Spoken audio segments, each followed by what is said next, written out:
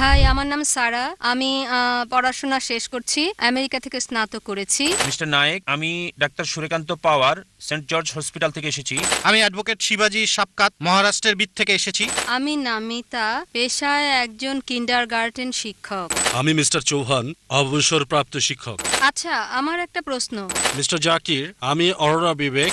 আমি ডাক্তার পূজা অরোরা, সায়ন হাসপাতাল থেকে এসেছি। আমি একজন সাইকোথেরাপিস্ট। আমার নাম আরিয়ান, আরিয়ান পুত্র কুমার নারায়ণ সিং কোন্তে, দিল্লি থেকে এসেছি।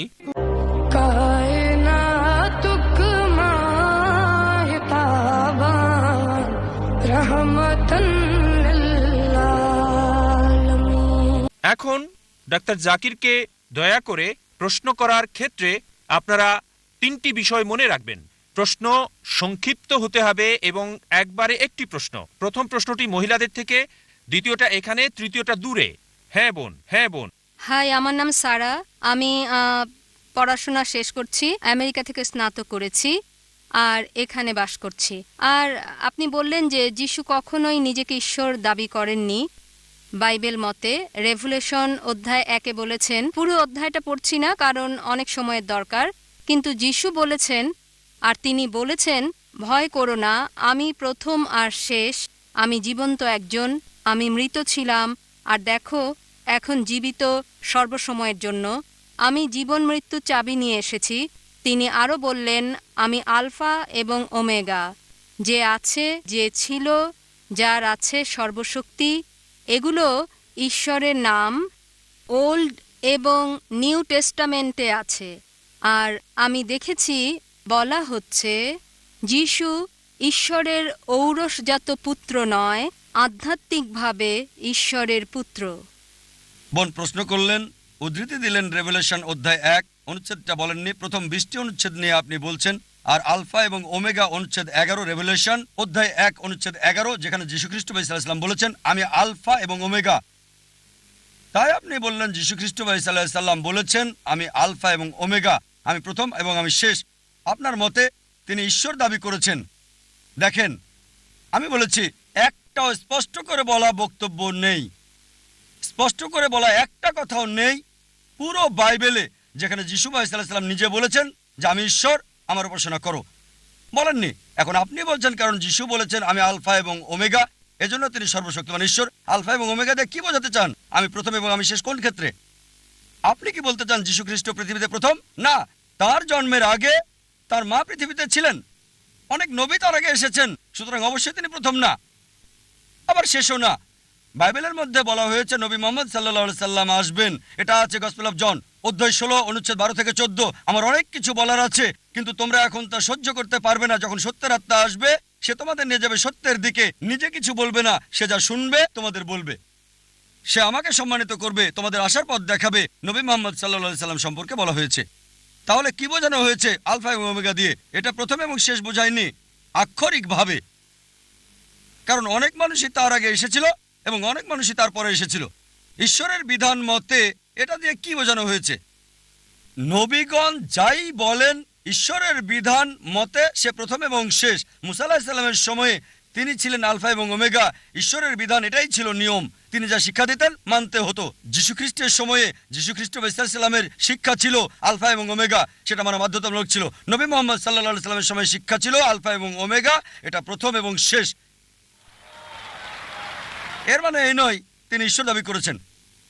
এজন্য আমি বলেছি একটা স্পষ্ট কথাও নেই। যদি লিটারালি বলেন তিনি প্রথম এবং শেষ, আর যদি বাইবেল পড়েন বাইবেল এটা মানে না। অনেক মানুষের যীশু খ্রিস্ট ইসলামের আগে এসেছিল, তার জন্ম হয়েছিল মায়ের পেটে, আর অনেক মানুষই তার পরে এসেছিল।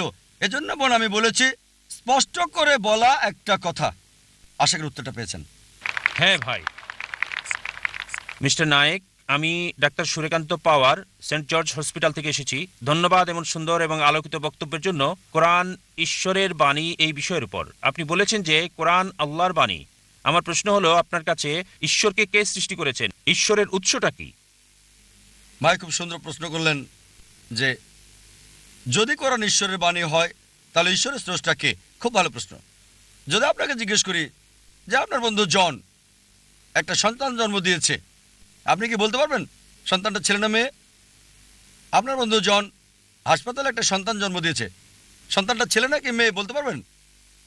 অনুমান করে বলেন। না, ছেলে না মেয়ে? বলতে পারছি না, সরি, অনুমান করতে পারছি না। চেষ্টা করেন, 50% হলেও বলেন। হ্যাঁ, 50 ভাগ, অর্ধেক সম্ভাবনা। ঠিক আছে, বলেন। ছেলে। ছেলে। ভাই, পুরুষ কি সন্তান জন্ম দিতে পারে? না, এখন এটা ছেলে না মেয়ে? নামটা মেয়ে নাম হতে হবে। আমি আপনাকে বলছি আপনার বন্ধু জন। আমি জানি না কোনো মহিলার নাম জন হয় কিনা। না, আমরা বলবো না। আচ্ছা আচ্ছা, ধরেন আপনার বন্ধু, ছেলে বন্ধু, সে হাসপাতালে গিয়ে একটা সন্তান জন্ম দিল। সন্তানটা ছেলে না মেয়ে? মেয়ে। পুরুষ কি সন্তান জন্ম দিতে পারে? না। এখন বুঝতে পেরেছেন, পুরুষ সন্তান জন্ম দিতে পারে না, তাহলে ছেলে না মেয়ে এই প্রশ্নটা আসে কি করে? তাই বলা হয়েছে ঈশ্বরকে কেউ সৃষ্টি করেনি। আপনার প্রশ্ন, কে ঈশ্বরকে সৃষ্টি করেছে? আমার প্রশ্নের মতো যে পুরুষটার সন্তান জন্ম দিয়েছে হাসপাতালে, সেটা ছেলে নাকি মেয়ে, প্রশ্নটাই অযৌক্তিক। কারণ আমরা জানি যে পুরুষ সন্তান প্রসব করে না, তাহলে ছেলে না মেয়ে এই প্রশ্ন আসে কি করে? তাই বলা হয়েছে ঈশ্বরকে কেউ সৃষ্টি করেনি। প্রত্যেক সৃষ্টির একজন স্রষ্টা থাকে, ঈশ্বরের কোনো স্রষ্টা নেই। তাই নাস্তিকের সাথে তর্কের সময় কখনোই বলি না যে সবকিছুরই স্রষ্টা আছে। আমি বলি প্রত্যেক সৃষ্টির স্রষ্টা আছে, ঈশ্বর কোনো সৃষ্টি নয়। বলা হয়েছে যখনই আমি বলবো ঈশ্বরের স্রষ্টাকে, আর সেই ঈশ্বর নয়। ولم يقل له كفوا أحد. তার সংজ্ঞা হচ্ছে আল্লাহর কোনো স্রষ্টা নেই। আশা করি উত্তরটা পেয়েছেন। আমি মিস্টার চৌহান, অবসরপ্রাপ্ত শিক্ষক। প্রশ্ন করার আগে সবাইকে সালাম জানাতে চাই। ওয়ালাইকুম আসসালাম ওয়া রাহমাতুল্লাহি ওয়া আমার বারাকাতুহু। প্রশ্নটা হলো, কুরআন ঈশ্বরের বাণী, যা আপনি বিস্তারিত বলেছেন অনেক ক্ষেত্রেই। তবে আমার সন্দেহ হয় যে কুরআন শুধু ঈশ্বরের বাণী না, এটা সংমিশ্রণ ঈশ্বর এবং নবীর বাণী। কিভাবে? কারণ অনেক আয়াতেই আপনি বলেছেন, আপনি উল্লেখ করেছেন যে আমি লিখি নাই, এটা নবী বলেছেন। আমি লিখি নাই, এটা আমার কথা না। যেখানেই তিনি বলেছেন এটা আমার কথা না, এই কথাগুলোর ব্যাপারে কি বলবেন? এগুলো কি তার কথা নয়? দয়া করে বলুন। ভাই খুব সুন্দর প্রশ্ন করলেন, আর যুক্তির ব্যাপারে বললেন যা আমি বলেছি খ্রিস্টান এবং বাইবেল সম্পর্কে। ভাই বললেন সন্দেহাতীতভাবে প্রমাণ করেছে যে ঈশ্বরের বাণী, তবে ঈশ্বরের বাণীর পাশাপাশি নবীজির কথাও আছে, কারণ কোরআনে বলা হয়েছে যে আমি এটা লিখি নাই। ভাই, কোরআনের কোথাও বলছে না যে আমি এটা লিখি নাই। খুঁজে দেখেন আয়াতটা, আমি মেনে নেব যে কোরআন ঈশ্বরের বাণী নয়। কোরআন কি বলছে? তারা বলে নবী এটা রচনা করেছে। আর আমি উদ্ধৃতি দিয়েছি, হয়তো ভুল শুনেছেন। আমি যা বলেছি সূরা সাজদা অধ্যায় 32 আয়াত 1 থেকে 3, তারা বলে নবী এটা রচনা করেছে। তাদেরকে বলো না, এটা সর্বশক্তিমান ঈশ্বরের কাছ থেকে, এটা সর্বশক্তিমান আল্লাহর কথা। যদি নবী লিখতেন আপনার কথা আমি মানতাম। এটা বাইবেলে উল্লেখ করা আছে। বাইবেলে বলা হয়েছে যে মুসা আলাইহিস সালাম বলেছেন যে আমি মরে গিয়েছিলাম, ইত্যাদি ইত্যাদি। এটা মুসাও লিখেন না, ঈশ্বরও লিখেন নাই। যদি মুসা লিখতেন কিভাবে বলেন আমি মরে গিয়েছিলাম? আর বাইবেলে এটাই উল্লেখ আছে, যীশু খ্রিস্ট ভাই সাল্লাল্লাহু আলাইহি সাল্লাম বলেছেন। তাই আমরা যা বলতে পারি কোরআনের ব্যাপারে, কখনোই আপনি নবীর সরাসরি বক্তব্য পাবেন না কোরআনে। যদি থাকে তা আল্লাহ তাআলা উদ্ধৃত করেছেন ইনভার্টেড কমার মধ্যে। আল্লাহ তাআলা বলতে পারেন যে নবী উত্তর দিল, তবে কোরআন কখনোই বলেনি আমি লিখি নাই। সত্যি বলতে কোরআন বলছে এটা আল্লাহ তাআলার পক্ষ হতে। অনেক আয়াতই বলেছি, যদি আবার শুনতে চান আমি আবারও বলতে পারি। সূরা আনাম অধ্যায় 6 আয়াত 19, সূরা আনাম অধ্যায় 6 আয়াত 93, সূরা ইউসুফ অধ্যায় 12 আয়াত 1 আর 2, সূরা তাহা অধ্যায় 20 আয়াত 113, সূরা সাজদা অধ্যায় 32 আয়াত 1 থেকে 3, সূরা ইয়াসিন অধ্যায় 36 আয়াত 1 থেকে 3, সূরা জুমার অধ্যায় 39 আয়াত 1, সূরা গাফির অধ্যায় 40 আয়াত 2, সূরা জাসিয়া অধ্যায় 45 আয়াত 2। অনেক জায়গায় কোরআন বলছে এটা ওহী সর্বশক্তিমান আল্লাহর কাছ থেকে সরাসরি বক্তব্য। আশা করি উত্তরটা পেয়েছেন। প্রথমে আমি এই অনুষ্ঠান করার জন্য ধন্যবাদ জানাই। আমি অ্যাডভোকেট শিবাজি সাপকাত, মহারাষ্ট্রের বিদ থেকে এসেছি। এই অনুষ্ঠান সবার জন্য শান্তি। আমার প্রশ্ন করার সুযোগ হয়েছে, তবে আমার প্রশ্নটি কোরআনের সাথে সংশ্লিষ্ট না। হ্যাঁ হ্যাঁ স্যার, লক্ষ লক্ষ মারাঠি বক্তা আছে, আমিও মারাঠি। আইআরএফ এর ভূমিকা কি, মানে ইসলামিক রিসার্চ ফাউন্ডেশন। আইআরএফ মারাঠিদের বা অমুসলিমদের জন্য কি করছে? ভাই সুন্দর প্রশ্ন করলেন। যেহেতু আমি মহারাষ্ট্রে থাকি তাই বললেন যে মারাঠি আর অমুসলিমদের জন্য আমরা কি করছি, এটাই আপনার প্রশ্ন ছিল। যদি মারাঠিদের ব্যাপারে বলেন আমি খোলাখুলিভাবে বলবো আমরা করতে চাই, তবে বেশি করতে পারছি না। আমার কিছু বই মারাঠি ভাষায় অনুবাদ করা হয়েছে, অন্যরা করেছে, কারণ আমি মারাঠি ভাষা জানি না, বলতে পারি না। তবে আমাদের কিছু করা উচিত, আর আমরা চেষ্টা করছি আমাদের সন্তানদের বিভিন্ন ভাষা শেখাতে। আমি মারাঠি বুঝি, বলতে পারি না, কিছু পারি, ভালো না। যদি বলতে পারতাম তাহলে হয়তো মারাঠি ভাষাতেও আমি লেকচার দিতে পারতাম। তবে আমাদের কিছু বক্তা আছেন আইআরএফে যারা মারাঠি ভাষায় লেকচার দেন, যেমন ভাই আব্দুল গফুর কুরেশি। মারাঠিতে কোনো লেকচারের নিমন্ত্রণ পেলে তাকেই পাঠানো হয়। তাই আমরা যা করছি, লোকজনকে ট্রেনিং দিচ্ছি যাতে তারা বিভিন্ন ভাষায় শান্তির বাণী প্রচার করতে পারে। যে কোনো অনুষ্ঠান ইংরেজিতে হয়, আর অনেকে 3-4টা ভাষা জানেন, তাই ট্রেনিংটা হয় ইংরেজিতে, কখনো উর্দুতে, হিন্দিতে। তারপর চলে যায় দক্ষিণ আফ্রিকা থেকে আসে, যদি আফ্রিকা থেকে আসে তখন সে আফ্রিকার ভাষায় কথা বলে। অনেক লোকই আসছে পৃথিবীর বিভিন্ন অঞ্চল থেকে, মালয়েশিয়া থেকে আসে, ইউএসএ থেকে আসে, সিঙ্গাপুর থেকে আসে, সৌদি আরব থেকে আসে, ফিলিপাইন থেকে। তাগালু, আমি তাগালু জানি না, কি করি? আমি ইংরেজিতে বলি, তারপর তাদেরকে বলি তাগালুতে সেই ভাষা পৌঁছে দেওয়ার জন্য। আমার বার্তা আপনি পৌঁছে দেন, এখানে যা শিখেছেন, যা শুনেছেন মারাঠিদের কাছে, আপনি আমার হয়ে কাজ করেন ইনশাল্লাহ। প্রথম প্রশ্ন শেষ, এবার দ্বিতীয় প্রশ্নে আসি। অমুসলিমদের জন্য আমরা কি করছি? খুব বেশি কিছু করতে পারছি না, যতটুকু সামর্থ্য আছে করছি। অনেক কিছু করা যাবে, যেহেতু এই প্রতিষ্ঠানটা অনেক বড়, মাশাআল্লাহ আমাদের 2000-এর বেশি ভলেন্টিয়ার আছে। তারপর বলবো কিছু করছি না। প্রয়োজনের তুলনায় আমাদের সংগঠন খুব ছোট, খুবই ছোট। এই কনফারেন্সের আয়োজন করছি, অমুসলিমদের অগ্রাধিকার দিচ্ছি, কারণ আপনারা আমাদের ভিআইপি গেস্ট, বিশেষ অতিথি। আপনি অন্য মুসলিমদের চেয়ে আমার বেশি কাছে। কেন? কারণ আমাকে দাওয়া দিতে হবে, আল্লাহ বিচার দেন, জিজ্ঞেস করবেন দাওয়া দিয়েছিলাম কিনা। তাই আমি আমার সর্বোচ্চ চেষ্টা করছি সত্য প্রচার করতে এই অবস্থান থেকে। আর এই সম্মেলন 10 দিন ব্যাপী।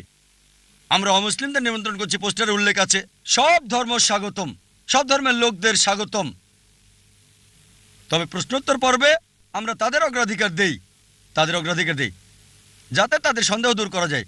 অনেক অমুসলিমদেরও সন্দেহ আছে, তারা আমাদের সাথে রাগ করে, ভাই জাকির আমরা কি করব? কিছুক্ষণ পর কালকে দেখে নেব, সমস্যা নেই। কাল মানে আগামীকাল না, হয়তো 10 দিন পরে। তাই সত্যটা জানানোর পাশাপাশি যা করছি, হয়তো 1 লক্ষ মানুষ হবে এখানে, মাশাআল্লাহ 1 লক্ষ মানুষ, কিন্তু 60 মিলিয়নেরও বেশি মানুষ সরাসরি দেখছে। তারপরও প্রয়োজনের তুলনায় সামান্য। আইআরএফ মানে ইসলামিক রিসার্চ ফাউন্ডেশন, যা করা দরকার এর সামান্যই করছি। তবে সামর্থ্যের সর্বোচ্চ চেষ্টা করছি, আর আল্লাহ তাআলার কাছে দোয়া করছি আমাদের এই চেষ্টাকে কবুল করো, সত্যের বাণী পৃথিবীতে প্রচারের এই চেষ্টাকে। আশা করি উত্তরটা পেয়েছেন। আপনার প্রতিষ্ঠানের জন্য শুভকামনা রইল। হ্যাঁ বোন, পরবর্তী প্রশ্নটি করুন। ভাই জাকির নায়েক, আসসালামু আলাইকুম।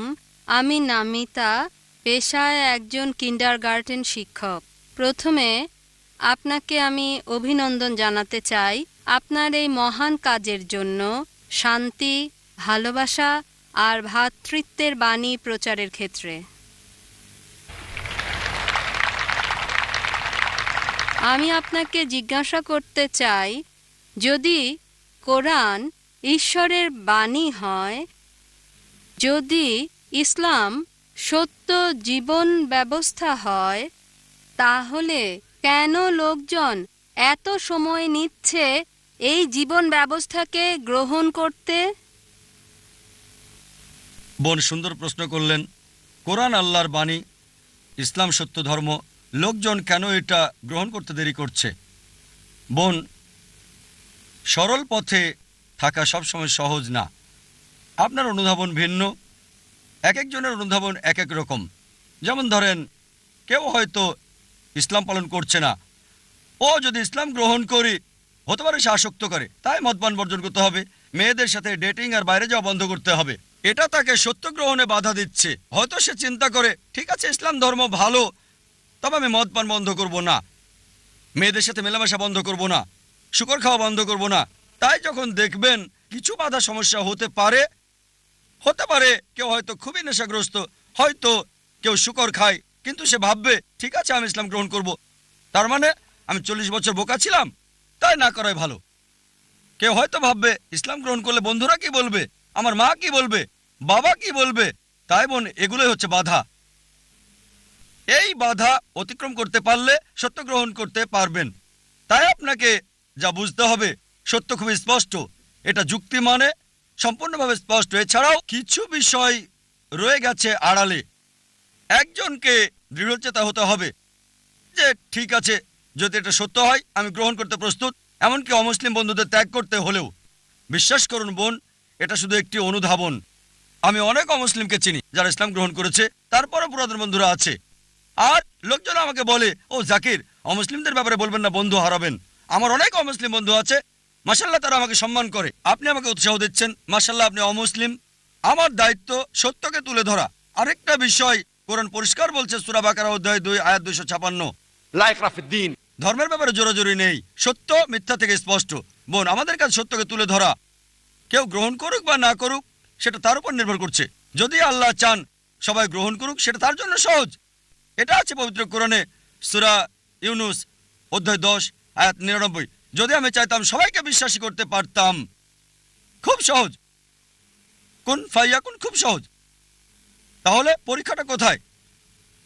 আল্লাহ বলছেন কোরআনে, সূরা মুলক অধ্যায় 67 আয়াত 2, الذي خلق الموت والحياة। আল্লাহ সৃষ্টি করেছেন জীবন এবং মৃত্যু পরীক্ষা করতে তোমাদের মধ্যে কে উত্তম আমলকারী। তাই বোন, এই জীবনটা আখিরাতের জন্য পরীক্ষা। যখন কেউ সত্যকে বোঝে, সবকিছুই বোঝে কিন্তু মানে না, হয়তো 80 ভাগ মানে, 50 ভাগ মানে, খুব কম মানুষই 100 ভাগ মানে, কি সব মুসলিমও 100 ভাগ মানে না। কিছু মুসলিমের বদভ্যাস থাকতে পারে, তারপরও সে মুসলিম। তাই বোন, আপনাকে বুঝতে হবে প্রধান বিষয় ঈশ্বরের একত্ববাদ, আর সর্বশেষ ও চূড়ান্ত নবীর উপর বিশ্বাস, আখিরাতে বিশ্বাস করা। এই 2-3টা বিষয় বেশি গুরুত্বপূর্ণ। আপনি আমাকে যা জিজ্ঞেস করেছেন, আপনাকেও সেটাই জিজ্ঞেস করছি, একই প্রশ্ন করছি। আপনি ইসলাম ধর্ম গ্রহণ করতে দেরি করছেন কেন? ডাক্তার জাকির নায়েক, আমি আপনাকে কিছু বলতে চাই। এখানে আপনার মাধ্যমে আমি ইসলাম ধর্ম গ্রহণ করলাম আর কালমা পড়ছি, লা ইলাহা ইল্লাল্লাহু মুহাম্মাদুর রাসূলুল্লাহ। মাশাআল্লাহ বোন, আল্লাহ আপনাকে দয়া করুক, আল্লাহ আপনাকে জান্নাতে দেবেন ইনশাআল্লাহ। আপনাকে অভিনন্দন জানাই বোন, আল্লাহ আপনাকে রহমত করুক আর জান্নাতে দিক, আমিন। আচ্ছা, আমার একটা প্রশ্ন। সূরা আলে ইমরান আয়াত 50, এতে বলা হয়েছে যিশু শিক্ষাকে মানতে, তাহলে কেন মানুষ মানছে না? বোন নামটা বলবেন প্লিজ। Chastity? বোন প্রশ্ন করলেন যে কোরআন বলছে সূরা আল ইমরান অধ্যায় 3 আয়াত 50 যে আমাদেরকে যীশু খ্রিস্ট বা ইসলামের শিক্ষা অনুসরণ করতে হবে। অনেক আয়াতই আছে যেগুলো বলছে আমাদেরকে ঈসা আলাইহিস সালামের উপর বিশ্বাস করতে হবে। বোন, আপনাকে পরিষ্কার করে বলি যে ইসলামই একমাত্র খ্রিস্টান ধর্ম যেটা যীশু বা ঈসা আলাইহিস সালামের উপর বিশ্বাসের গুরুত্ব দিয়ে থাকে। সে কখনোই মুসলিম না যদি যীশু বা ঈসা আলাইহিস সালামকে বিশ্বাস না করে। আমরা বিশ্বাস করি তিনি ছিলেন আল্লাহ সুবহানাহু ওয়া তাআলার একজন মহান নবী। আমরা বিশ্বাস করি তিনি ছিলেন মসিহ মানে খ্রিস্ট। আমরা বিশ্বাস করি তার জন্ম হয়েছে অলৌকিকভাবে কোনো পুরুষের স্পর্শ ছাড়াই, যা অনেক আধুনিক খ্রিস্টানি এখন এটা বিশ্বাস করে না। আমরা বিশ্বাস করি তিনি মৃতকে জীবিত করতেন আল্লাহর সাহায্যে।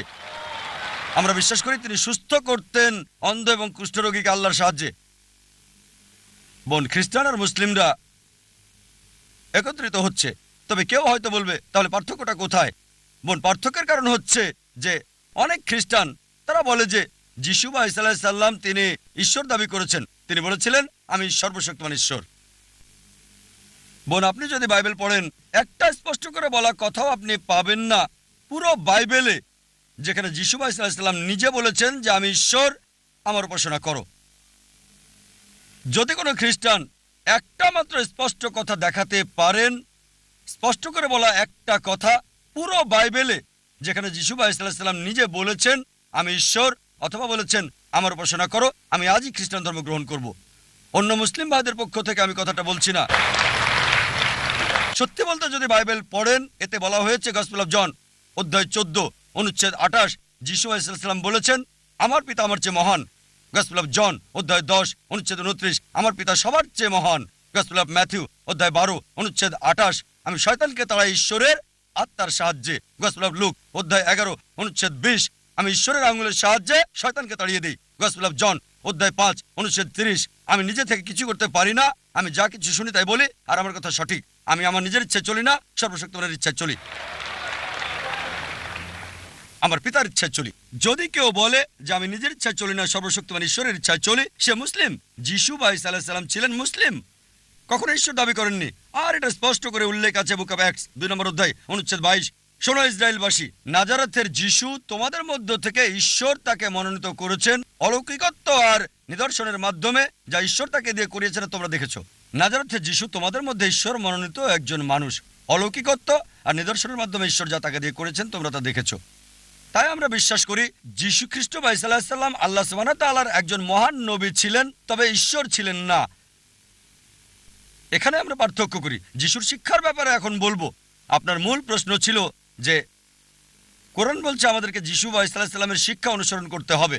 যখন যিশু বা ঈসা আলাইহিস সালাম পৃথিবীতে এসেছিলেন, তাকে পাঠানো হয়েছিল শুধু ইহুদিদের জন্য, শুধু বনী ইসরায়েলদের জন্য।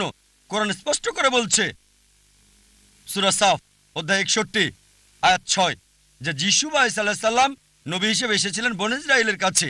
এটা বলা হচ্ছে সূরা আল ইমরান অধ্যায় 3 আয়াত 49 যে যিশু বা ঈসা আলাইহিস সালামকে প্রেরণ করেছিলেন বনী ইসরায়েলের কাছে। এটা বলা হচ্ছে গসপেল অফ ম্যাথিউ অধ্যায় 10 অনুচ্ছেদ 5 ও 6। যিশু বা ঈসা আলাইহিস সালাম বলেছেন জেন্টাইলদের পথে যাবে না। জেন্টাইল কারা? যারা ইহুদি নয়, হিন্দু, মুসলিম।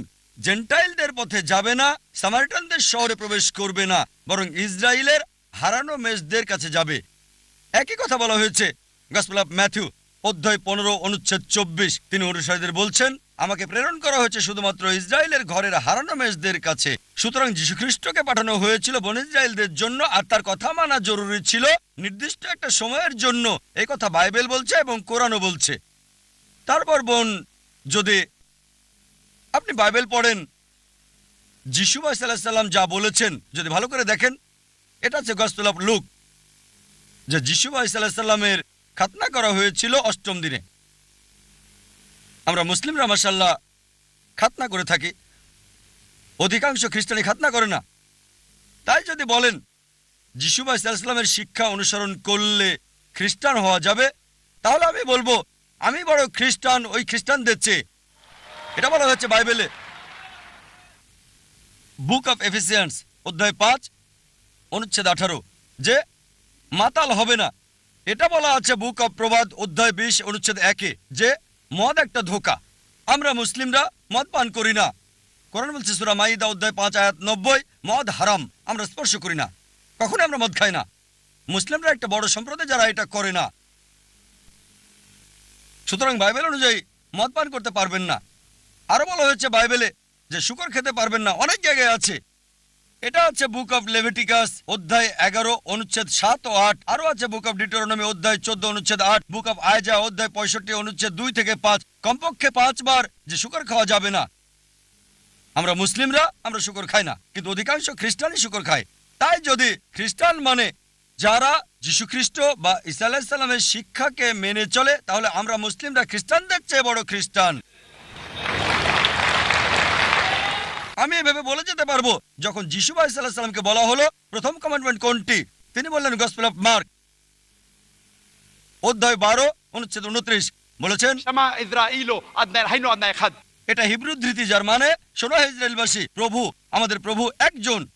আমরা মুসলিমরা মাশাআল্লাহ আমরা বিশ্বাস করি এক আল্লাহকে। অধিকাংশ খ্রিস্টান বিশ্বাস করে ট্রিনিটিতে, পিতা পুত্র এবং পবিত্র আত্মা। তাই যদি বলেন খ্রিস্টান মানে যে যিশু আলাইহিস সালামের শিক্ষাকে অনুসরণ করে, আমরা মুসলিমরা খ্রিস্টানদের চেয়ে বড় খ্রিস্টান।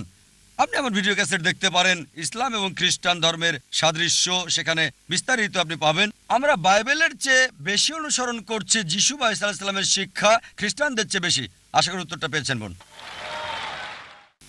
মিস্টার জাকির, আমি অরোরা বিবেক, হিন্দু হয়েও এখানে এসেছি, কোনো বিতর্কের জন্য এখানে আসিনি।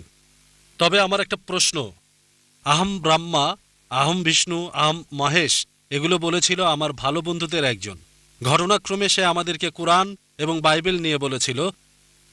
তবে আমার প্রশ্ন হলো, আমার প্রশ্ন 4টা আপনার কাছে। 1 নাম্বার, বেশি গুরুত্বপূর্ণ প্রশ্ন প্রথমে। আচ্ছা, যদি আচ্ছা। সময় থাকে অবশ্যই আপনাকে আরেকটি প্রশ্ন না, করার কারণ সুযোগ দেব। দেখাবেন না। কারণ যদি সবাই দেখে আর আমি কোঅর্ডিনেটর হিসেবে এটা করি, আমার মনে হয় এটা অন্যদের প্রতি অবিচার আচ্ছা, হবে। ঠিক আছে, আমি বুঝতে পেরেছি। শুধু একটা প্রশ্ন, যেহেতু মিস্টার জাকির কথা বলেছিলেন জেনোসিস ভার্সন ইত্যাদি বিষয়ে, একটা প্রশ্নই করতে চাই।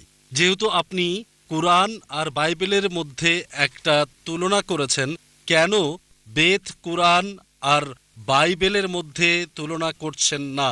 সবগুলোই নিজ ক্ষেত্রে বহুমুখী, একটা আরেকটার সাথে ঘটনাক্রমে সম্পর্কিত। ঈশ্বর সর্বশক্তিমান হলেন এক, যেভাবেই তাকে ডাকা হোক, আল্লাহ, ভগবান বা যিশু নামে। এটা নিশ্চিত করছেন না কেন সব মানুষেরই বলা উচিত ঈশ্বর কেবল একজন? ভাই সুন্দর প্রশ্ন করলেন, খুবই গুরুত্বপূর্ণ প্রশ্ন, একটা বাস্তব প্রস্তাব। যখন আমি কোরআন আর বাইবেল নিয়ে তুলনা করছি, কেন কোরআন, বাইবেল, বেদ নিয়ে তুলনা করছি না? আর বললেন যে কেন সবগুলোকেই মানছি না। এটাই আমি সব মানুষকে বলি, কোরআন বলছে تعالوا إلى كلمة سواء بيننا وبينكم এসো সেই কথা যে আমাদের ও তোমাদের মধ্যে এক। ভাই, প্রত্যেক মানুষকে আমি যা বলি, যে কেউ হোক, হিন্দু, খ্রিস্টান, মুসলিম, ইহুদি, শিখ, পার্সি, সমস্যা নেই। আমি তাদের বলি একটা সহজ কথা যা সবাই মানবে, কমপক্ষে একটা গ্রন্থকে ঈশ্বরের বাণী বলে মানি। সবাই তাতে রাজি হবে। হিন্দু বলবে ঠিক আছে বেদ ঈশ্বরের বাণী, খ্রিস্টান বলবে বাইবেল ঈশ্বরের বাণী, মুসলিম বলবে কোরআন ঈশ্বরের বাণী, শিখ বলবে আদিগ্রন্থ ঈশ্বরের বাণী, পার্সি বলবে আবেস্তা ঈশ্বরের বাণী। সমস্যা নেই, সবগুলো গ্রন্থকে একত্রিত করেন। যে বিষয়গুলো কমন অন্তত সেগুলো মেনে চলি, যেগুলো মিল নেই সেগুলো পরে আলোচনা করা যাবে। ঠিক আছে? আমি শুধু তাদেরকে বলি যে বিষয়টা সবগুলো গ্রন্থে কমন চলুন সেটা মেনে চলি, কারণ দুঃখিত কমপক্ষে স্যার, দুঃখিত স্যার কথা বলার জন্য। ভাই আপনার আমাকে উপর উত্তরটা কথা শেষ বলার করতে জন্য দিন, দুঃখিত। পরে আমি প্লিজ শেষ প্লিজ করার পরে প্লিজ উত্তরটা মিস্টার শেষ জাকির। করার পরে আপনি বলতে পারবেন। হয়তো যেটা বলতে চান সেটা আমার উত্তরে আছে, ঠিক? হ্যাঁ, আস্তে আস্তে যাই। ঠিক স্যার। গাণিতিক কোনো সমস্যার যদি সমাধান করতে চান সরাসরি উত্তর দিলে হবে না, স্টেপ বাই স্টেপ আমাদের যেতে হবে, 1 2 3 4। জি স্যার। আমার অনুরোধ হলো সব গ্রন্থে যে বিষয়টা কমন চলুন সেটা মানি আমরা, যেটা কমন না সেটা পরে দেখা যাবে। ঠিক? এখন সব গ্রন্থে কমন হচ্ছে ঈশ্বর একজন। চলুন বিশ্বাস করি ঈশ্বর একজন। বেদ বলছে ঈশ্বর একজন, আমি বলিনি যে كم بيدتيم ঈশ্বর কেবল একজন, দ্বিতীয় কেউ নেই। বাইবেল বলছে যে গসপেল অফ মার্ক অধ্যায় 12 অনুচ্ছেদ 29, বুক অফ ডিউটেরোনমি অধ্যায় 6 অনুচ্ছেদ 4, شما إسرائيل وأدنى إلى خد শোনো ইসরায়েলবাসী, প্রভু আমাদের প্রভু একজন।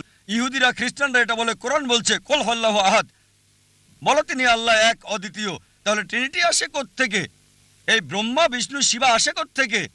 কোথায়? আমি সেটা বিশ্বাস করি না স্যার। ভাই আমাকে শেষ করতে দিন। কোরআনে ব্রহ্মার কথা বলা হয়নি, কোনো শিবার কথা বলা হয়নি, যিশুর কথা বলা হয়নি যে তিনি ঈশ্বর। কোরআনে বলা হয়েছে তিনি আল্লাহর একজন নবী ছিলেন। বাইবেলও বলে না যে তিনি ঈশ্বর ছিলেন। এটা হচ্ছে খ্রিস্টানদের একটা মিথ্যে দাবি।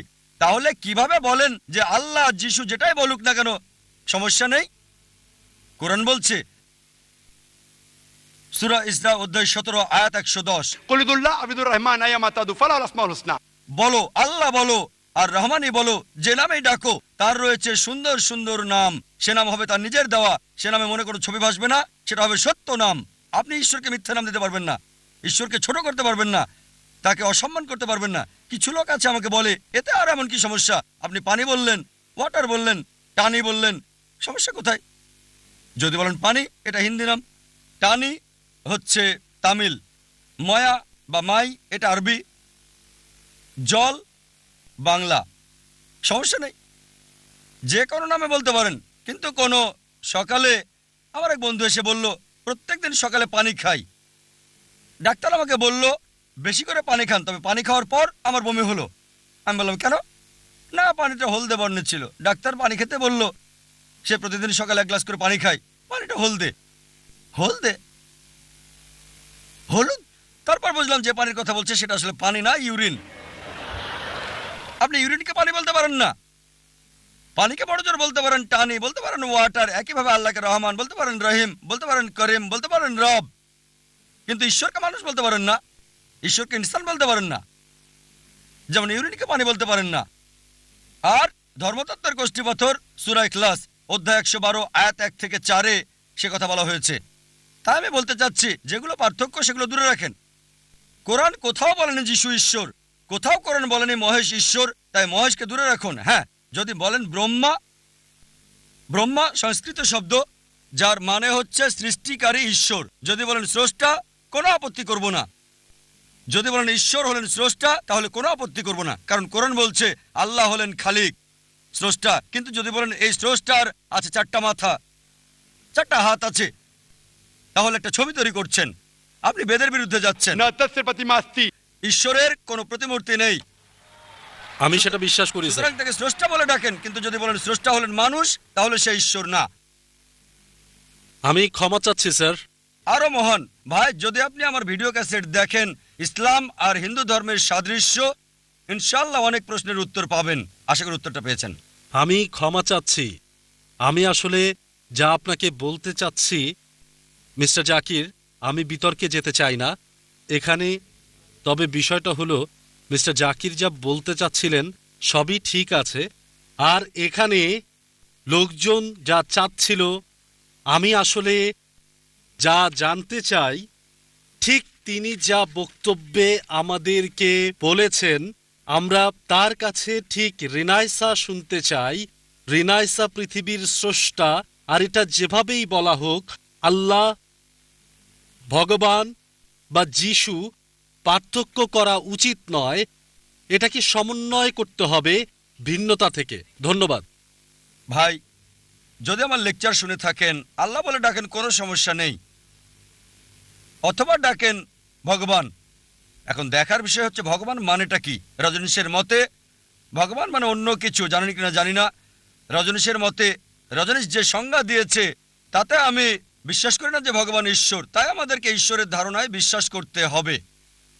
স্রষ্টা, সৃষ্টিকারী, মেকার, যদি ঈশ্বরের সেই ধারণাটা থাকে, আপনি তাকে সঠিক নামে ডাকবেন, ভুল শব্দ ব্যবহার হবে না। যে শব্দগুলো সব গ্রন্থে কমন, আমাদের কোনো আপত্তি থাকবে না। তবে যিশুর আপনি যা বললেন সেটা কোরআন এবং বাইবেলে কমন না। কোরআন বলছে যিশু হলেন আল্লাহর নবী, আর বাইবেলও বলছে তিনি ঈশ্বরের নবী। কিন্তু খ্রিস্টানরা এটা ভুল বোঝে যে যিশু ঈশ্বর দাবি করেছিলেন। তাই খ্রিস্টানরা যদি বাইবেল বুঝতে ভুল করে, তাদের সাথে আমি একমত হব কেন? আমি সত্যটা তুলে ধরবো। আমরা ঝগড়া করার জন্য এখানে আসিনি, কমন বিষয়গুলোতে একমত হতে এসেছি। تعالوا إلى كلمة سواء بيننا وبينكم। এসে সেই কথায় যা তোমাদের আমাদের মধ্যে এক। আমি ডাক্তার পূজা অরোরা, সায়ন হাসপাতাল থেকে এসেছি। আমি একজন সাইকোথেরাপিস্ট।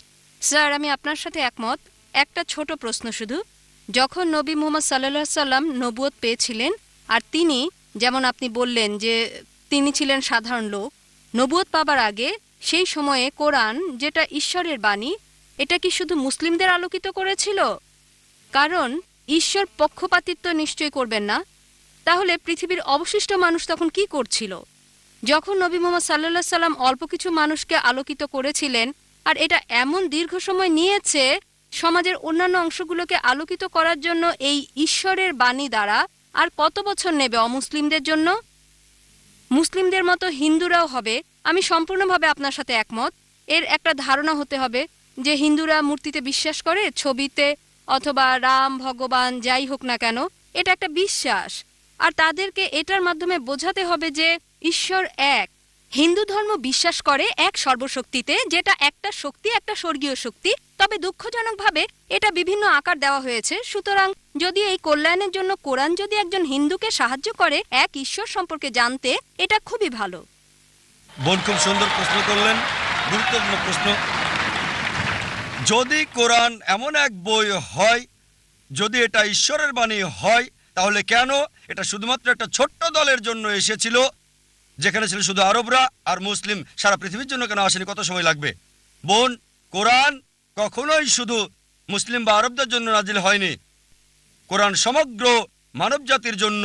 এটা বলা হয়েছে সূরা ইব্রাহিম অধ্যায় 14 আয়াত 1, সূরা ইব্রাহিম অধ্যায় 14 আয়াত 52, সূরা বাকারা অধ্যায় 2 আয়াত 185 এবং সূরা জুমার অধ্যায় 39 আয়াত 41-এ কোরআন সমগ্র মানব জাতির জন্য প্রেরিত। সময় সংক্ষিপ্ত, তাই রেফারেন্সটা দিচ্ছি, উদ্ধৃতি বলছি না। তাই কোরআন শুধু মুসলিম বা আরবদের জন্য নয়, কোরআন সমগ্র মানব জাতির জন্য। আর নবী মুহাম্মদ সাল্লাল্লাহু আলাইহি সাল্লাম শুধু মুসলিম বা আরবদের জন্য নয়, কোরআন বলছে সূরা আম্বিয়া অধ্যায় 21 আয়াত 107, वमा अरसलनाका इल्ला रहमतुल आलमीन। আমি তো তোমাকে প্রেরণ করেছি রহমত স্বরূপ সমগ্র মানব জাতির জন্য, সারা পৃথিবীর জন্য, সমগ্র সৃষ্টির রহমত স্বরূপ। একই কথা বলা হয়েছে সূরা সাবা অধ্যায় 34 আয়াত 28, যে নবী মুহাম্মদ সাল্লাল্লাহু আলাইহি সাল্লামকে পাঠানো হয়েছে সারা পৃথিবীর নবী হিসেবে, সুসংবাদদাতা আর পাপ থেকে সতর্ককারী হিসেবে। তবে অধিকাংশ মানুষই তা জানে না। কোরআনের এই আয়াত বলছে অধিকাংশ মানুষই তা জানে না।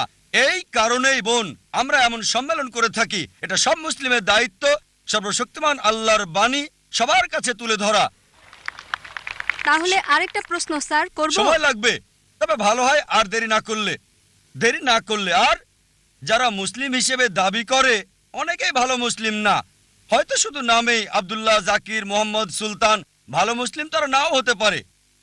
একইভাবে আপনি ঠিকই বলেছেন, হিন্দু ধর্মে গ্রন্থ মানছে না। তারপরও যে ধর্মের সবচেয়ে বেশি মানা হয় শুধু মুখে নয় কাজে কর্মে, সেটা হচ্ছে ইসলাম 1 নম্বরে। খ্রিস্টানরা সংখ্যা অনেক বেশি, প্রায় 200 কোটি, মুসলিমরা 130 কোটি। তবে পৃথিবীতে ধর্ম মানার ক্ষেত্রে 1 নম্বর হলো ইসলাম, পার্সেন্টেজ হিসেবে সবচেয়ে বেশি। তাই এই আলোচনা প্রধানত ওই সমস্ত মুসলিমদের উদ্দেশ্যে যারা যথাযথভাবে ধর্ম পালন করছে না, যাতে ইসলামের কাছে থাকে, আর ওই সব মুসলিমদের কাছে শান্তির বাণী পৌঁছাতে চাই, ভালোবাসার বাণী, আর পৃথিবীতে প্রমাণ করতে চায় যে ঈশ্বর কেবল একজনই। পূর্ণ শান্তি তখনই আসতে পারে যদি নিজের ইচ্ছাকে আল্লাহর কাছে সমর্পণ করেন। এটা একমাত্র রাস্তা পৃথিবী এবং আখিরাতে পূর্ণ শান্তি পাবার। আর এই কারণে এই বোন এমন সম্মেলন করছি। আমাদের একটা স্যাটেলাইট চ্যানেল আছে, পিস টিভি। প্রতিদিন 60 মিলিয়নেরও বেশি মানুষ এটা দেখছে। তাই অন্তত বিচারের দিনে আল্লাহ সুবহানাহু ওয়া তাআলার কাছে বলতে পারবো, হে আল্লাহ, আমাদের সামর্থ্যের মধ্যে সর্বোচ্চ চেষ্টা করেছি। আমরা অন্তত প্রতিদিন 60 লক্ষ মানুষের কাছে তোমার দাওয়াত দিয়েছি, আর আজকে এই দাওয়াত আপনার কাছে পৌঁছে গেল বোন। তাই পরবর্তীতে বিচারের দিনে বলতে পারবো, আল্লাহ সুবহানাহু ওয়া তাআলাকে আমি দাওয়াত দিয়েছি, এই বোনকে গ্রহণ করা না করাটা আপনার বিষয়। আরেকটা বিষয় স্যার বলতে পারবো, একটু যোগ করতে চাই, পারবো? অনেক ধন্যবাদ স্যার। আর একটা বিষয়, যদি ঈশ্বর নিরপেক্ষ থাকবেন বিচারের দিনে, তাই না? তাহলে আপনি পক্ষপাতিত্ব করলেন যে অমুসলিমদের অগ্রাধিকার দেওয়া প্রশ্ন করার ক্ষেত্রে। ঈশ্বর ন্যায় নিরপেক্ষ। তাই যদি হিন্দুরা মূর্তি এবং ছবিতে বিশ্বাস করা বন্ধ করে আর তারা সর্বশক্তিমানে বিশ্বাস করে, যার কোনো আকৃতি নেই, কোনো আকার নেই, বিচারের দিনে তারা কি মুসলিম হিসেবে গণ্য হবে সর্বশক্তিমান ঈশ্বরের কাছে? না, এটা এমন না। একই ধারণা যা হিন্দু ধর্মে আছে, যা ভুল বিশ্বাস আর আকৃতি দিয়ে পালন করা হয়। তবে একজন হিন্দু যদি হিন্দু ধর্ম পালন করে, সেটা ভুল না, পালন করবে, কারণ তার উদ্দেশ্য ঈশ্বর, তিনি মহান, তবে আকার দেওয়া খুব যাবে ভালো না। প্রশ্ন, যদি এই বার্তা হিন্দুদের কাছে পৌঁছে তারা গ্রহণ করবে। খুবই ভালো প্রশ্ন। ধন্যবাদ পক্ষপাতিত্ব স্যার। আর নিরপেক্ষ হওয়ার ব্যাপারে দুটো মত থাকতে পারে আপনার দিক থেকে, কারণ নিরপেক্ষ না বলে অন্তত প্রশ্ন করতে পারছেন। এই পক্ষপাতিত্ব না করলে আমি আল্লাহর কাছে বলতে পারতাম না আমি আপনাকে সরাসরি দাওয়াত দিয়েছি এককভাবে। আপনি দেখছেন, তাই না, তিনি তা তাই আপনাকে বিশ্বাস বুঝতে করেন হবে না। বোন, কেন পক্ষপাতিত্ব করছি। এই পক্ষপাতিত্ব নিরপেক্ষতার জন্য, কারণ অন্যরা দাওয়াত পেয়েছে 100 না হলো 90 ভাগ, আপনারা সবাই কম পাবেন। তাই আমাদের এই পক্ষপাতিত্ব নিরপেক্ষ হওয়ার জন্য। ঠিক স্যার, তবে আমাদের যা এবার দরকার। আপনার প্রশ্নে আসি। জি স্যার। এটা খুবই ভালো প্রশ্ন, যে যদি হিন্দুরা বিশ্বাস করে এক ঈশ্বরে, মূর্তিতে বিশ্বাস না করে, প্রতিমূর্তিতে বিশ্বাস না করে, ভাস্কর্যে বিশ্বাস না করে, তাহলে শেষ বিচারের দিনে তারা কি মুসলিম হবে? ঠিক, আপনি ইসলামের অংশ অনুসরণ করছেন। ঠিক, যদি আপনি হিন্দু গ্রন্থ পড়েন, হিন্দু গ্রন্থ বলছে আরেকজন নবী আসবেন, আর নবী মুহাম্মদ সাল্লাল্লাহু আলাইহি সাল্লামের আগমনের অনেক ভবিষ্যৎবাণী আছে অনেক জায়গায়। তার কথা আছে ভবিষ্য পুরাণায় পর্ব 3 খণ্ড 3 অধ্যায় 3 শ্লোক 5 থেকে 8। তার কথা বলা হয়েছে ভবিষ্য পুরাণায় পর্ব 3 খণ্ড 3 অধ্যায় 3 শ্লোক 10 থেকে 27। তার কথা বলা হয়েছে অথর্ববেদে অধ্যায় 21 অনুচ্ছেদ 6, অথর্ববেদ অধ্যায় 21 অনুচ্ছেদ 7। অনেক জায়গায় তার কথা বলা হয়েছে। তার কথা নাম সহ বলা হয়েছে 100-এরও বেশি বার মুহাম্মদ হিসেবে হিন্দু গ্রন্থে। ঠিক সময় স্যার। কম, তাই সবগুলো রেফারেন্স বলছি না।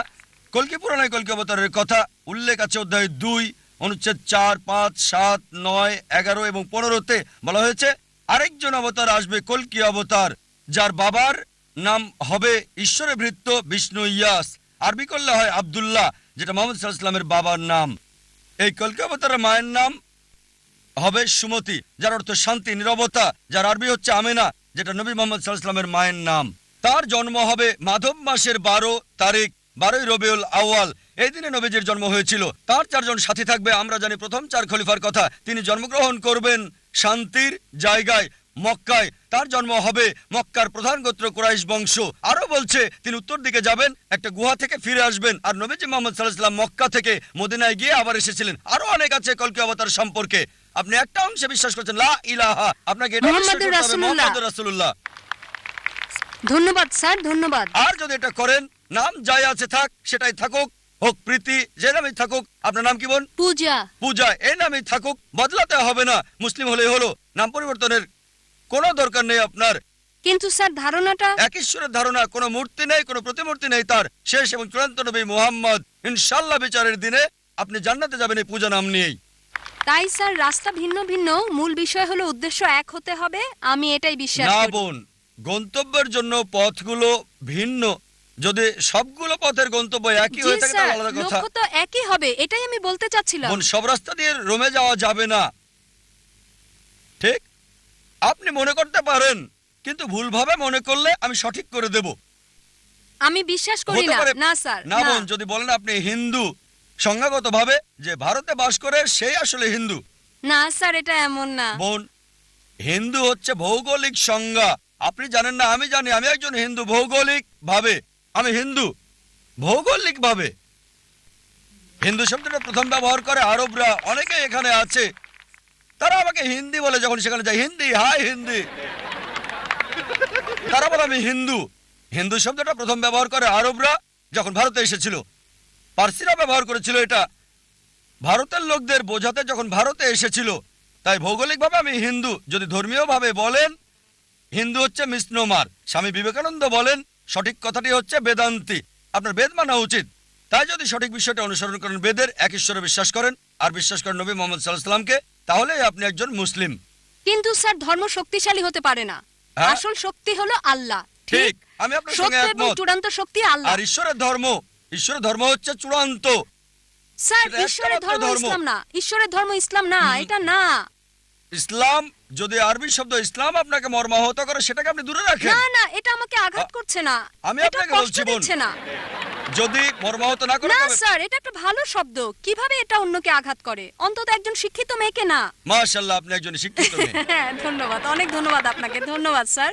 বোন, ইসলাম হচ্ছে নিজের ইচ্ছাকে আল্লাহর কাছে সমর্পণ করা। ইসলাম নিয়ে যদি সমস্যায় দরকার নেই, তবে আপনার ইচ্ছাকে সমর্পণ করুন। আল্লাহ কোরআনে বলেছেন সূরা আল ইমরান অধ্যায় 3 আয়াত 19, इन الدين عند الله الإسلام। একমাত্র ধর্ম, একমাত্র জীবন ব্যবস্থা আল্লাহর কাছে গ্রহণযোগ্য হচ্ছে নিজের ইচ্ছাকে আল্লাহর কাছে সমর্পণ করা। আমার নাম আরিয়ান পুত্র কুমার নারায়ণ সিং কৌন্তে, দিল্লি থেকে এসেছি। আমি ভালো ইংরেজি বলতে পারি না, এজন্য আমি দুঃখিত। স্যার, আমি জিজ্ঞেস করতে চাই যে ভগবানের বানানো নিয়মে কি পরিবর্তন হতে থাকে? আমি এজন্য জিজ্ঞেস করছি যে ইসলাম ধর্মে বলা হয় যে মানুষের কখনো পুনর্জন্ম হয় না, আর শ্রীমদ্ ভগবত গীতাতে শ্রীকৃষ্ণ অর্জুনকে বলেছিলেন, হে পৃথিবীর মানুষ, যার মানে সবাই কয়েকবার জন্ম নেয়। হয়তো তোমার জানা নেই যে আমার কয়েকবার জন্ম হয়ে গেছে। আমি প্রথমে গীতাতে যে জ্ঞান দিয়েছিলাম তা প্রথমে মানুষকে দিয়েছিলাম, যাকে আপনারা সবাই নূহ আলাইহিস সালাম হিসেবে চিনে থাকেন। আবার পরের বার বলছে যে আমি সূর্যদেবকে এই জ্ঞান দিয়েছিলাম, এখন আমি আপনাকে এটা দিচ্ছি। তাহলে স্যার, আপনি কি বলতে পারেন যে মানুষের কি পুনর্জন্ম হয় নাকি হয় না? সময়ের সাথে সাথে কি ভগবানের দেওয়া নিয়মের কোনো পরিবর্তন হয় কিনা আমি জানতে চাই। ভাই দুটো প্রশ্ন করলেন। প্রথম প্রশ্ন হচ্ছে সর্বশক্তিমান ঈশ্বরের আইন এবং শিক্ষার মধ্যে কোনো পরিবর্তন করা যায় কিনা, পরিবর্তন হতে পারে কিনা। আর দ্বিতীয় প্রশ্ন, একজন মানুষ দ্বিতীয়বার জন্মাবে কিনা, পুনর্জন্ম হবে কিনা। আর একটা উদ্ধৃতি দিলেন গীতা থেকে, এটা নিয়ে পরে বলবো। এবার আসুন আপনার প্রথম প্রশ্নে, ঈশ্বরের বিধান পরিবর্তন হয় কিনা।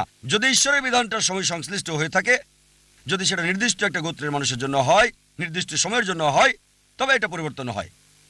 যেমন ধরেন, আমি আলোচনায় বলেছি তাওরাত, জাবুর, ইনজিল সবগুলো সর্বশক্তিমান ঈশ্বর প্রেরিত, তবে সেগুলো ছিল একটা নির্দিষ্ট গোত্রের লোকদের জন্য, একটা নির্দিষ্ট সময়ের জন্য। কিন্তু ঈশ্বরের সর্বশেষ এবং চূড়ান্ত নাজিল হওয়ার পর কোনো কিছু যুক্ত করা যাবে না, কোনো কিছুই বাদ দেওয়া যাবে না। কোরআন হচ্ছে সর্বশক্তিমান আল্লাহর সর্বশেষ এবং চূড়ান্ত বার্তা। আর কোনো ওহী নাজিল হবে না।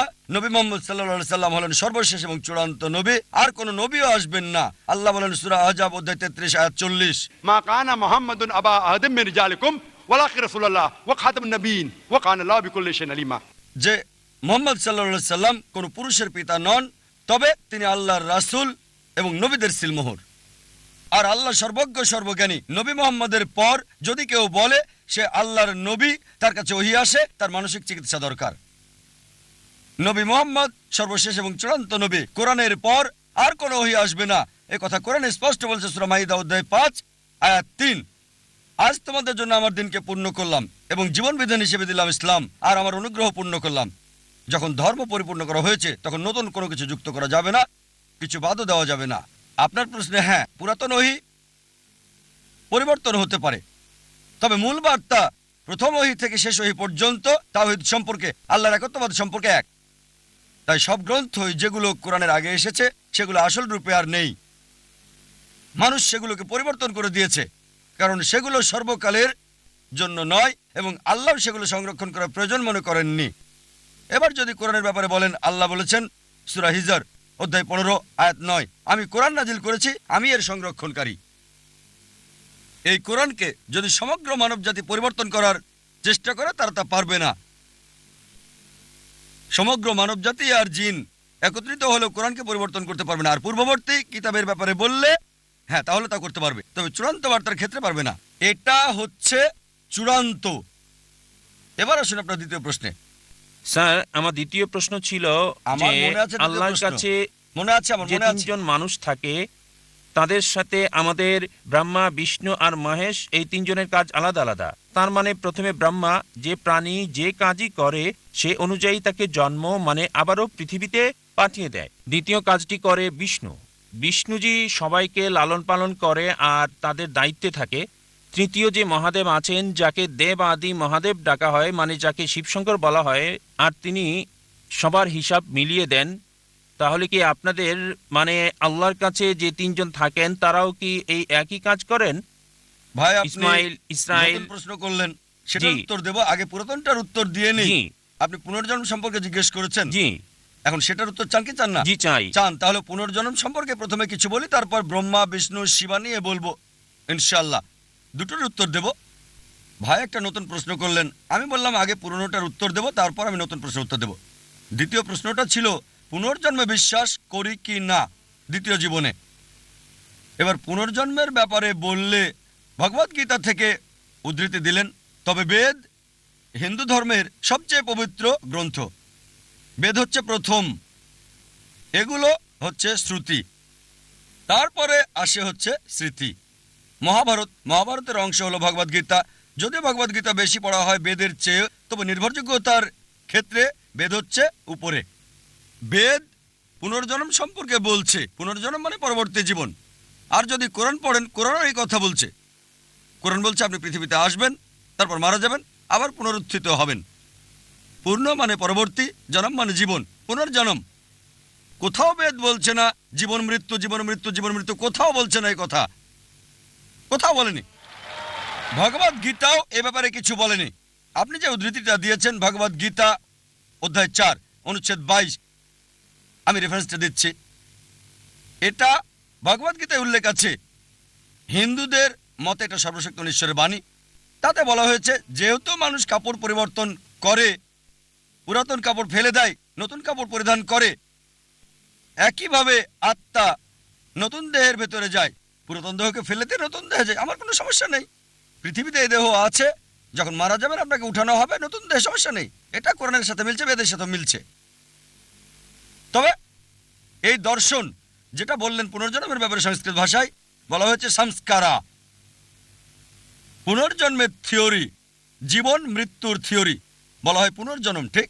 এই থিওরিটা দাঁড় করিয়েছেন হিন্দু ধর্মের পণ্ডিতরা, বেদের কোথাও উল্লেখ নেই। কেন? কারণ তারা ব্যাখ্যা দিতে পারতো না। কেন কিছু লোক দেব, কিছু লোক ধনী, কিছু লোকের জন্ম গরিব পরিবারে, কিছু লোকের সুস্বাস্থ্য আছে, কিছু লোকের বংশগত হৃদরোগ আছে, ঈশ্বর এমন অবিচার করছেন কেন? তারা এর কোনো ব্যাখ্যা দিতে পারেনি। তাই তারা একটা দর্শন নিয়ে এলো জীবন মৃত্যুর, কর্ম আর ধর্ম। কর্ম হচ্ছে কাজ, ক্রিয়া, ধর্ম হচ্ছে বিধান। তাহলে ব্যাখ্যা কি কেন ঈশ্বর অবিচার করছেন, কেন একজন মানুষ হৃদরোগ নিয়ে জন্ম নেবে? শেষ জীবনে সে কিছু পাপ করেছিল। এই দর্শন অনুমান হিন্দু ধর্মের পণ্ডিতদের, এটা বেদের নয়। তাই তারা এই দর্শন নিয়ে এলো আর বলল যদি ভালো কাজ করো পরবর্তী জীবনে উঁচু জাতে জন্ম নেবে তোমরা। আর হিন্দু ধর্মের বিশ্বজনীন ভ্রাতৃত্ব হচ্ছে সব জীবন্ত প্রাণী ভাই। তাই হতে পারে কখনো জন্মাবেন তেলাপোকা হয়ে, কখনো বা ইঁদুর হয়ে, কখনো বিড়াল হয়ে, কখনো কুকুর, কখনো মানুষ হিসেবে। মানুষ হচ্ছে সর্বোচ্চ লেভেল। ভালো কাজ করলে উঁচু লেভেলে জন্মাবেন, খারাপ কাজ করলে নিচু জাতে জন্মাবেন। আপনি মানুষ হয়ে জন্মাতে পারবেন 7 বার। কতবার? 7 বার। এটা হিন্দু পণ্ডিতদের দর্শন, যেটাকে বলা হয় সংস্কারা। এখন আপনাকে জিজ্ঞেস করি, এই পৃথিবীতে অপরাধ বাড়ছে না কমছে? অপরাধ বাড়ছে না কমছে? বেড়ে চলেছে, মাশাআল্লাহ, খুব ভালো। পাপ বাড়ছে। মানুষের সংখ্যা আমরা যা জানি, মানুষ বাড়ছে না কমছে? জনসংখ্যা বাড়ছে না কমছে? বাড়ছে, মাশাআল্লাহ। এখন পাপও বাড়ছে, মানুষের সংখ্যাও বাড়ছে। যেহেতু পাপ বাড়ছে, মানুষ তো কমার কথা। তাই বোঝা যাচ্ছে লজিক্যালি এটা ঠিক না। এজন্য আমি পুনর্জন্ম বিশ্বাস করি। পুনর্জন্ম মানে পরবর্তী জীবন, এ ব্যাপারে কোরআনও বলছে। তবে একবার এই পৃথিবীতে আসবেন, একবার। এবার আপনার দ্বিতীয় প্রশ্নে আসি, যে ব্রহ্মা, বিষ্ণু, মহেশ বা শিবা, এটা একই। দুটো নাম, মহেশ আর শিবা একই, তবে সবচেয়ে পরিচিত হচ্ছে শিবা। ঠিক? স্রষ্টা, ধ্বংসকারী, রক্ষাকারী, ব্রহ্মা, বিষ্ণু, শিবা। আর আপনি বললেন ঈশ্বরের 3টি রূপ। না, 3টি রূপ না। তার কি কোনো মানুষ আছে? হ্যাঁ, তার অনেক ফেরেশতা আছেন, তবে ঈশ্বর একাই যথেষ্ট। কোনো সাহায্যের দরকার হয় না। তবে যদি তিনি চান ফেরেশতা দিয়ে কাজ করাতে পারেন, যদি চান। যদি না চান সমস্যা নেই। তিনি শুধু চাইবেন, তা হবে। কুন ফায়াকুন, হও আর হয়ে যায়। এবারে হিন্দুদের ব্যাপারে বললে, তারা যা বিশ্বাস করে তা কিছুটা ট্রিনিটির মতো, খ্রিস্টানদের মতো হিন্দুরা বিশ্বাস করে যে সর্বশক্তিমান ঈশ্বর, সৃষ্টির জন্য একজন ঈশ্বর ব্রহ্মা, ধ্বংসের জন্য একজন ঈশ্বর শিবা, একজন ঈশ্বর হলেন রক্ষাকারী বিষ্ণু। সুতরাং আলাদা ঈশ্বর সৃষ্টির জন্য, আলাদা ঈশ্বর রক্ষার জন্য, আলাদা ঈশ্বর ধ্বংসের জন্য।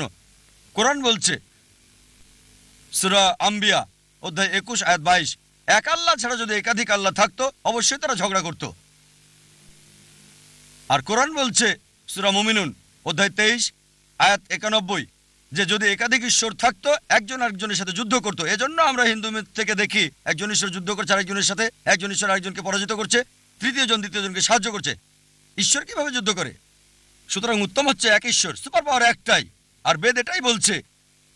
যদি কোনো সাধারণ হিন্দুকে জিজ্ঞেস করেন আপনি কতজন ঈশ্বর বিশ্বাস করেন, কে বলবে 3 জন, কে বলবে 100, কে বলবে 1000, কে বলবে 33 কোটি 330 মিলিয়ন।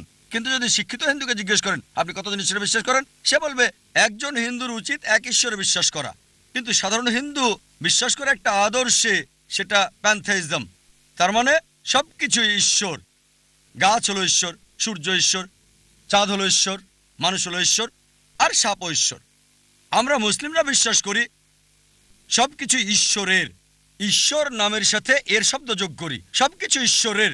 গাছ ঈশ্বরের, সূর্য ঈশ্বরের, চাঁদ ঈশ্বরের, মানুষ ঈশ্বরের, পাশাপাশি সাপও হলো ঈশ্বরের।